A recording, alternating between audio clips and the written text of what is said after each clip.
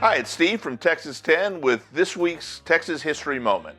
We're going to go to 1969 again, which was the year of Woodstock. What does that have to do with Texas? Well, let me read you a little summer editorial from the Dallas Morning News. Young people assembling to hear music is one thing. Young people assembling in unspeakable costumes, half naked, barefooted, defying property, and scorning morality is another. Who and where are their parents? Where do these young people get the money to loaf around the country in their smelly regalia?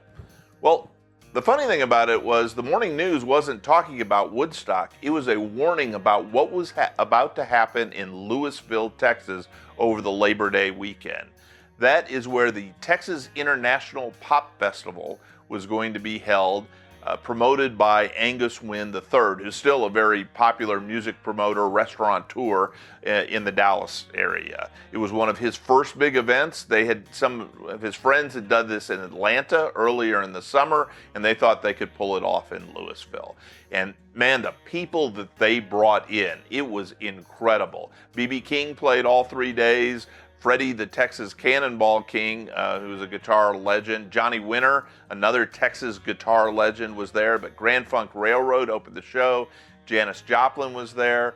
But everybody that showed up agreed that this young British band that was just making its way on the scene was the stellar act. That would be Led Zeppelin in one of their first U.S.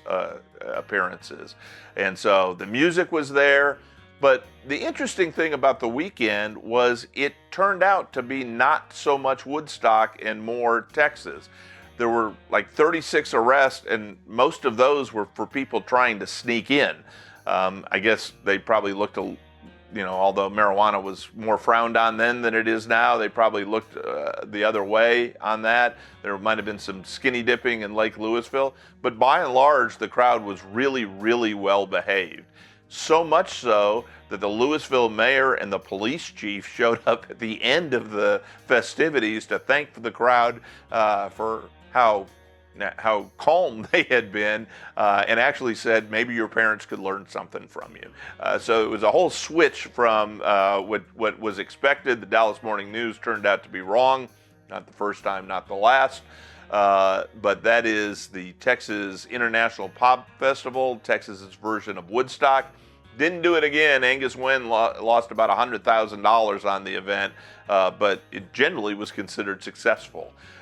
So that was this week's Texas History Moment. So for birthdays this week, a big one. August 27th is the birthday of the 36th President of the United States, Lyndon Baines Johnson, or as everybody calls him, LBJ. Born in Stonewall, Texas, which is in Johnson County, Texas, near Johnson City, Texas. Those places weren't named for Lyndon Johnson. They were named for his ancestors, who were one of the first settlers in the area. And a fairly prominent family, like his dad was a Texas state representative, but they had fallen on hard times. And so he grew up in a prominent but very poor family.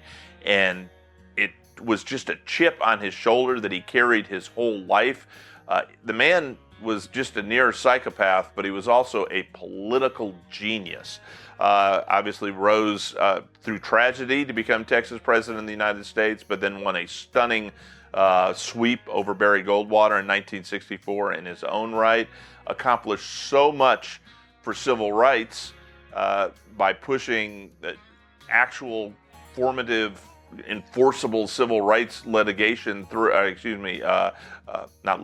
civil rights laws through, using Kennedy's death as sort of a promoter of that.